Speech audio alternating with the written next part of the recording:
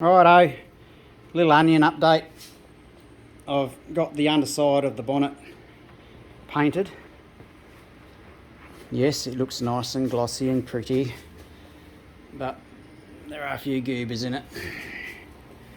I mean, luckily it's the underside, but I'd still like it to be just slightly nicer, and you get the odd bug that bloody flies in there. But yeah, it's still come up nice though.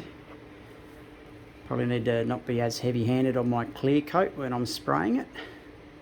Just to be a little bit lighter, I think, on the gun.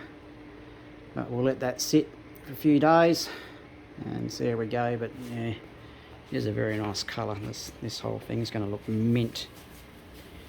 Yeah, I'll keep my bloody mojito going all night. Just to bake that off. It's nice and warm in here now.